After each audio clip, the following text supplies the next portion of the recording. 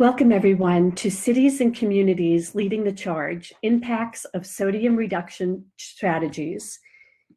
As a reminder, during this session, you can double click on your PowerPoint window to see this presentation in maximum size. And now it's my pleasure to welcome to the stage our first presenter, Nancy Andrade. Nancy is a health scientist, leads Sodium for Reduction in Communities program, Centers for Disease Control and Prevention. Good morning or afternoon, everyone. As Patty mentioned, my name's Nancy Andrade, and I'm the lead for Sodium Reduction in Communities program, or SRCP. I'll kick this panel presentation off by providing a brief overview of the SRCP program and how we've been able to increase the availability and accessibility of lower sodium foods in several communities in the United States. I'm pleased to be joined by my colleagues, Tanuja Gulgurney and Michelle Wood, who will describe the sodium reduction work they've done in their jurisdictions after I give my broad overview. We'll then have time for some Q&A. Next slide. Why should we reduce sodium in our foods? 90% of Americans consume more than the recommended amount of sodium, which is 2,300 milligrams according to the 2015 to 2020 dietary guidelines for Americans. The majority of the sodium we eat comes from processed and packaged foods. Excess sodium intake can lead to high blood pressure or hypertension, which is a major risk factor for heart disease and stroke, the first and fifth leading causes of death in the United States. Next slide. CDC's Division for Heart Disease and Stroke Prevention launched the SRCP program in 2010 to answer a request from Congress to work on sodium reduction. We are currently implementing the third round of the program and are in year 4 of 5. The aim of the current round of the program is to increase the availability of lower sodium food options and reduce sodium intake to within the dietary guidelines for Americans' recommended maximum. Next slide. We are currently funding 8 recipients. Recipients were selected via a competitive application and objective review process. As you can see, recipients are predominantly state, local, and county health departments, and we also fund 1 university. The funding amount for the entire program is around $3 million a year. This round, the Division for Heart Disease and Stroke Prevention asked recipients to focus on partnering with venues that serve more than 5,000 people. So these include hospitals, K-12 schools, universities, emergency food organizations, and correctional facilities. We also asked recipients to work with food sector organizations, including manufacturers and distributors. Next slide, please. These are the outcomes our recipients have worked on and continue to work on. I'll describe the specific strategies that our recipients are implementing to achieve these outcomes next. Next slide. Our recipients' work focuses on implementing 4 main strategies. The first is to implement food service guidelines by working with partners to implement nutrition standards. Our recipients are working with partner venues to make meal or menu modifications by doing more scratch cooking, incorporating more plants and plant-based foods, using herbs as opposed to adding extra salt, and using methods like roasting or searing to enhance flavor. They're also implementing procurement practices. An example of this is including nutrition specifications in food service contracts and working with distributors to purchase lower sodium items. They are implementing environmental strategies and behavioral economics approaches, like placing lower sodium options at eye level and encouraging customers to choose lower sodium options by doing taste tests. Though not a specific strategy required of our recipients, product reformulation is an area that some of our recipients are working on with manufacturers. In this graphic, you can see where we were in the first 2 years of the program in terms of our progress on our short-term goals. You can see the implementation of food service guidelines have been the easiest to achieve because they offer a roadmap for how to implement other strategies. We're working through the data that we have in our evaluation through year 3 now. Our recipients conduct their own local evaluations, and at CDC, we conduct a comprehensive evaluation of all of our recipients' work. Next slide. I'd now like to delve a bit deeper into 3 of the strategies our recipients implement. And this is data from the first 2 rounds, again, of the round that we're in. So our recipients implemented comprehensive food service standards in over 150 entities, changed over 2,000 menu items through recipe modification, and replaced over 1,600 products or ingredients with lower sodium alternatives. The impact of this work has included reducing the average sodium content in food available from participating food service organizations. For entrees, it was 60 milligrams, sides 65 milligrams, and meals, and for meals 221 milligrams. Now, as you can imagine, our sodium reduction efforts have been affected by the COVID-19 pandemic, as some of our partner organizations are currently closed or have shifted activities. We don't know what the future holds, but when our recipients and our partners can resume back to their planned activities, our focus will be on learning more about how the pandemic affected food systems and shifting our work as needed. We've talked about doing more sodium reduction work for grab and go options and incorporating it in our nutrition security efforts. We will focus on achieving our long-term outcomes since we are towards the end of the program, and also disseminating lessons learned to other jurisdictions so that we can sustain the progress we've had across the country. I'll now pass it over to my colleague, Tanuja Gulgurney, who will describe the sodium reduction work done in New York City. Tanuja?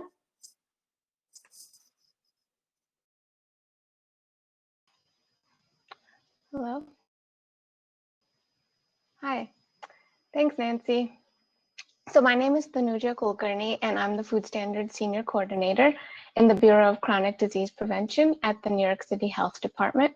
So I'll be talking to you about how we support institutions in New York City in adopting the New York City food standards through SRCP. Next slide.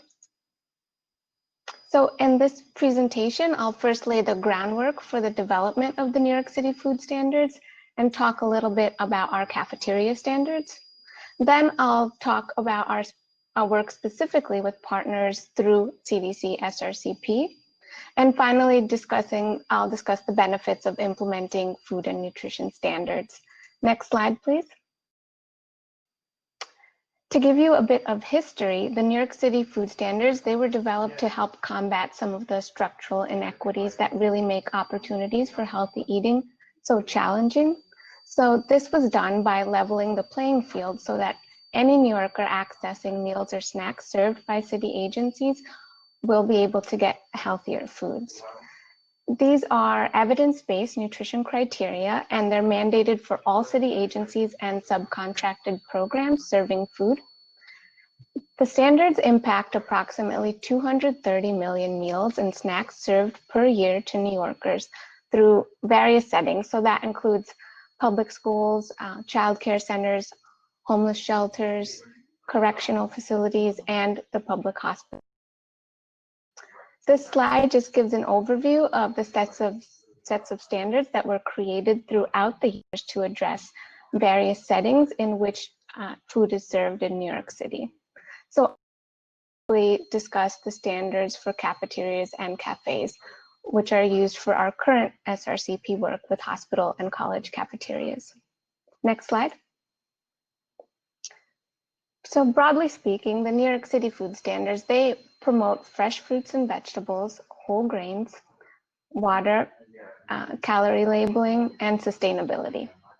And they set limits on portion sizes, consumption of fried foods, high sugar items, including sugary drinks, cereals, and yogurt, and set limits on products higher in sodium as well. Next slide, please. The cafeteria standards are made up of 25 standards that are grouped into these 8 categories listed here. An example of a standard that relates to sodium reduction is Standard 8. So that's found in the soups and sides category. And that standard states all soups must contain 480 milligrams of sodium or less per 8 ounces. Next slide, please. So through SRCP, we work with 12 hospitals and 5 college cafeterias to provide technical assistance on implementing the cafeteria standards. They're located in all 5 boroughs in New York City, and the venue types range from large cafeterias to even kiosks. So these standards can really be applied to any size setting. And over half of our partners are self-op, and the rest are run by food service management companies. Next slide.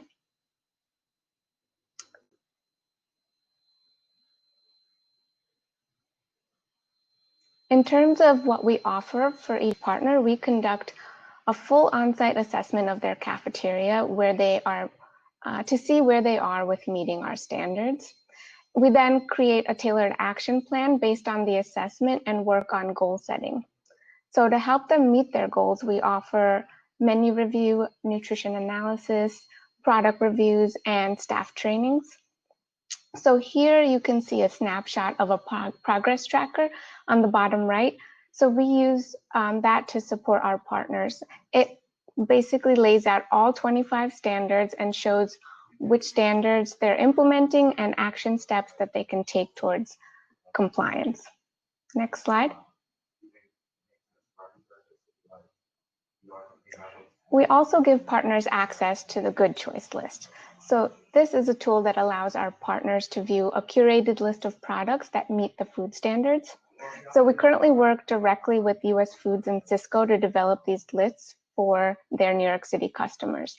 And to briefly explain the process of creating the Good Choice list, we first receive a partnering distributor's active product inventory.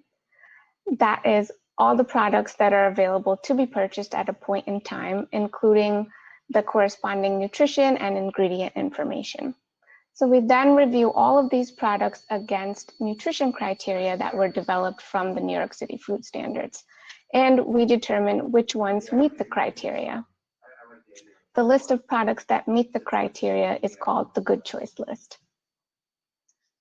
Distributors then share the list with their customers, and they use the data to help understand where they are lacking healthier products. So therefore, this really benefits both the customer and the distributor. And in recent years, a Good Choice has expanded outside of New York City, so to other jurisdictions. So this has included moving upstate to New York State Department of Health and out west to LA County and San Diego counties. Next slide. And we also offer a variety of implementation tools. So these include planograms, implementation guides, menu planner, checklists, and promotional materials. And all of these tools, as well as the standards themselves, are available on our website, which is listed here. Next slide.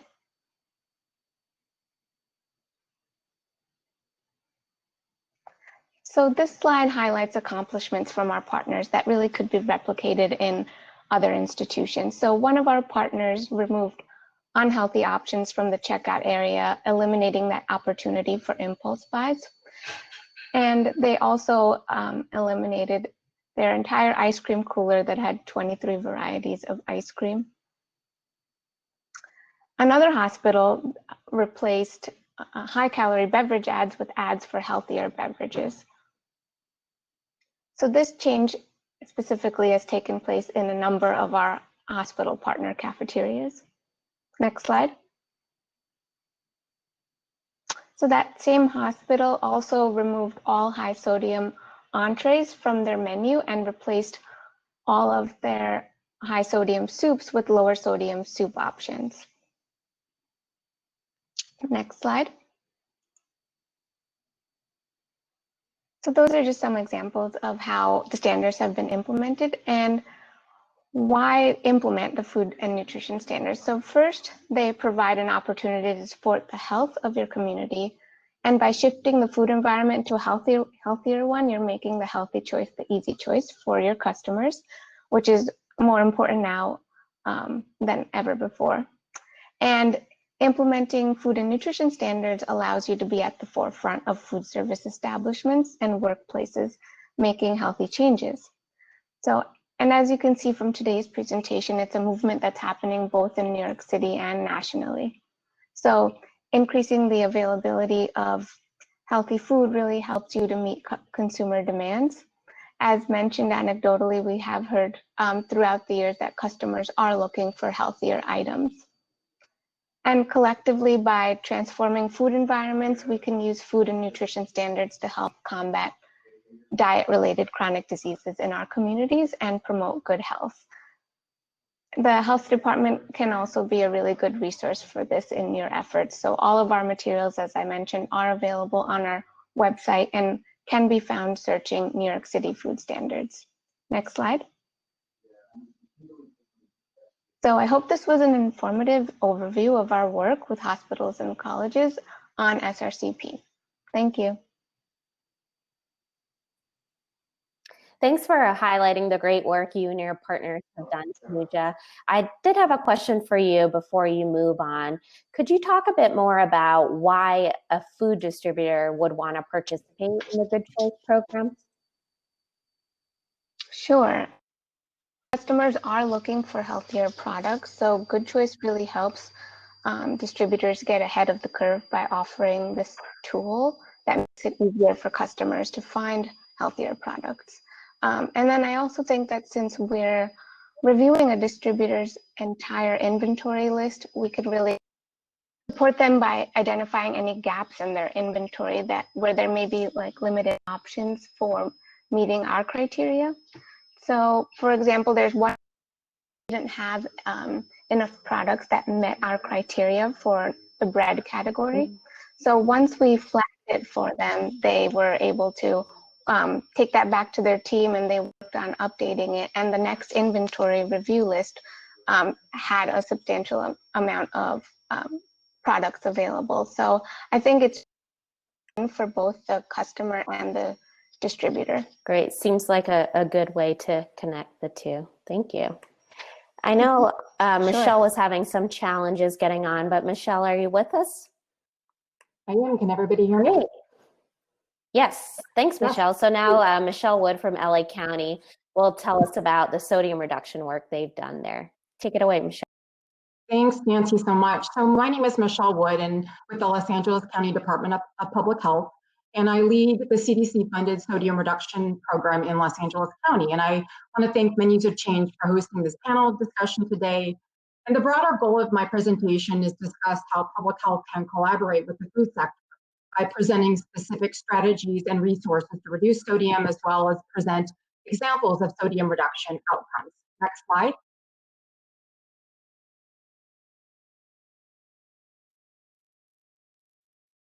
Next slide.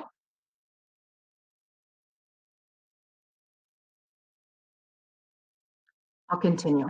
So nearly 10 years ago, our department launched the Los Angeles County Sodium Reduction Initiative to reduce sodium intake among Los Angeles County residents to limits recommended by the US Dietary Guidelines for Americans. And as you can see on the slide, if we're on the slide with the California map, our department is partnering with the County of San Diego Health and Human Services Agency to reduce sodium intake in the Southern California region. And our initiative is currently partnering with 14 large-scale food service operations to improve the availability of lower sodium foods in universities, hospitals, and senior meal congregate programs. To support these efforts, both of our county public health departments in LA and in San Diego, we provide technical assistance and evaluation support to implement evidence-based sodium reduction strategies. And these strategies include: 1, implementation of public health recommended nutrition standards and procurement practices; 2, food preparation and menu modifications; 3, behavioral economic behavioral economic approaches such as product placement; and the 4th is promotion of our social marketing campaign called Eat Your Best, Less Salt, More Plants, in an initiative promoting plant-based menu options. Next slide. So a large focus of our work to reduce sodium has been the implementation of public health recommended nutrition standards for food purchase and serve, which were first developed back in 2011 for the County of Los Angeles government to improve the access to healthier food options in county-operated food services. The standards are used to develop food service contracts in the county and outside of government, such as private hospitals and university settings. Our department also developed nutrition standards for vending machines and meetings and events. Next slide, we should be on the slide that says nutrition standards for prepared foods and snacks. The nutrition standards for prepared foods, snacks, and beverages were developed as an institutional strategy to improve the nutritional profile of foods offered and are sold in hospitals, universities, work sites, congregate meal programs, institutionalized populations, and a range of other food venues. And since 2016, both our department and San Diego's health department have been working to operationalize these guidelines in 14 food service operations. And as you can see on the slide, this is an outline of the standards for various food categories. They include both standards for food purchase, so food procurement, and food served, and cover various food categories. Next slide. So for example, for vegetables, beans, nuts, and seeds, we developed procurement standards that specify sodium limits for canned and frozen vegetables and serving standards for vegetable offerings, such as serving at least one steamed, baked, or grilled vegetable daily. And of course, this is only one example of the guidelines. Next slide. So these are select baseline and follow-up results from back of house and front of house scans that were completed by our department to assess changes made in one private hospital cafeteria after implementation of nutrition standards, including sodium limits. Select results include, for example, canned tomato and bean products, as well as soy sauce were replaced with lower sodium alternatives. There was also a 20% increase in the availability of fresh salad bar options, fresh, not canned. And there was also an increase in fresh fruit at the checkout register, 0 at baseline and 3 fresh fruit options at follow-up. Next slide. In 2017, our department launched our Cooking Up Health initiative, a public health collaboration with the food industry to implement sodium reduction strategies with the goal to promote both health and business in food service. And our department partnered with CIA Consulting to bridge both public health and business goals and to work with many of our partners, such as hospitals and universities and their food service operations. We operationalized a sodium reduction action plan to support implementation of sodium reduction goals and targets. And these are some of the targets for on the next slide, which outlines different targets that we focused on with food service operations, including offer plant-based entrees, modernizing the salad bar, creating or modifying lower sodium items for grab and go, and a range of other targets. For the next few slides, we're going to be presenting select outcomes of this work, which is the first slide around modernizing the salad bar, which you can see on the slide. We worked with multiple universities to modernize their salad bars as a strategy to reduce sodium. At one public university, a salad bar assessment was completed using an internally developed salad bar scan tool that our department developed to assess the level of fresh and processed and canned items, which are, of course, are higher in sodium. Recommended modifications based on the scan were shared with the operation, and as a result, the salad bar is now offering roasted vegetables, tofu, and more fresh instead of canned vegetables. And there was a 167% increase in the number of fresh vegetable offerings on the salad bar and a 35% reduction of processed foods. The cafe also developed 4 new low-sodium house-made salad dressings with support from CIA Consulting. We should be on the slide with the fruit at the cash register, which I think we may be on the wrong slide.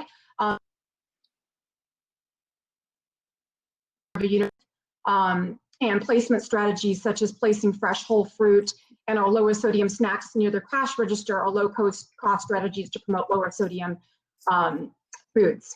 Rethinking snacking, we also worked on new concepts and product development for snacking, and with support from CIA, our department partnered with a university cafe to introduce a new grab-and-go snacking option, a beet and dill savory yogurt product that's only 120 milligrams of sodium And the goal here was to rethink and introduce new snacking options for the University Cafe. The next slide on food procurement. We've made small shifts, and making small shifts in food procurement is another sodium reduction strategy. And this data presents 6 shifts in food procurement of products and ingredients in multiple recipes. And these are changes made by a private hospital that switched out high sodium options for lower sodium alternatives, and significant reductions in sodium. There's significant reductions in sodium if you aggregate across all recipes with these ingredients. Next slide, just going to briefly touch upon how we partner. One way we partner, for example, is we conduct front of house and back of house environmental scans to identify opportunities to improve quality, for example, substituting fresh for canned, improving marketing and food promotions, and increasing consumer foot traffic. And the last couple of slides, so the next slide on the Eat Your Best initiative. In 2018, with support from CIA Consulting, we developed a variety of resources and materials to work with food service operations to operationalize reduction strategies. And these resources were part of the launch of a new initiative in our department, Eat Your Best, Less Salt, More Plants, which promotes preparing and serving fresh and delicious plant-based foods as a reduction strategy. And the last 2 slides, we should be on the Eat Your Best recipes slide. We've developed multiple resources for Eat Your Best, including plant-based recipes, salad dressing, sauces. On the side, you can see a delicious recipe example, including a Mediterranean beet burger. And you can find these resources on our Eat Your Best website. Not going to go a lot into our Modernizing Salad Bar toolkit because I talked about that earlier, but the toolkit focuses on adding fresh produce and expanding variety, adding innovative and trending flavors and concepts. And the last slide here is we actually partnered with CIA and Menus of Change at Harvard last year to develop a case story. So if you want to learn more about our work with the Culinary Institute of America, you can read our case summary in the Menus of Change report from last year. And the last slide is thank you. Thank you again for the opportunity to present at the Menus of Change Summit this year. I've included our website links for more information. Thank you. Great, thanks so much, Michelle. And I know you were having technical challenges and couldn't see the slide, so you did a great job with that. Just a reality of our virtual world right now. So I don't see any questions in the chat box, but I think another impact of the COVID-19 pandemic is we can't have salad bars like the ones you showed. So I did have a question for both of you. What opportunities have arisen for sodium reduction work as a result of the current environment? I could take that first. Okay. I think our partners have really identified lower in certain food categories, like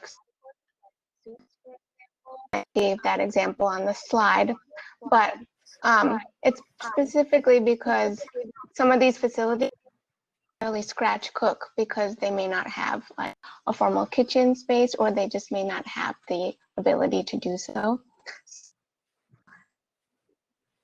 That the good choice list has really come in handy. So I appreciated having that premium from their distributor meeting our requirements. So they're less than 480 milligrams of sodium or less. From a management perspective, they value technical support in helping their efforts to improve the food environment. And also another example I could highlight would be partners that have removed high sodium snacks from the cash register. They also utilize the good choice list to find I'm going to interrupt. I'm sorry. We don't have time for more questions and answers, but thank you all for such a thorough presentation. We are going to go to a break, and I have a few brief details about the break, but everyone stay tuned because we're going to come back and ask our presenters their top takeaways in 6 words or less. But going to the break, to the left, we have our networking tab, which allows you to have a 4-minute video interaction with someone randomly selected. And this week's topic is more plants or plant-based meats. And be sure to also visit our sponsors. for culinary demonstrations, insightful videos, and insight presentations in the Expo tab. We also have a number of our presenters today in the Meet the Author booth. And by engaging in these activities, you have the chance to win cookbooks. And if you engage in all 6 weeks, you have the opportunity to win free registration and travel to next year's Menus of Change in Hyde Park, New York. So Nancy, for your top takeaways in 6 words or less. Reduce sodium for a healthy heart. And Michelle? Collaboration to promote health and business. And Tanuja?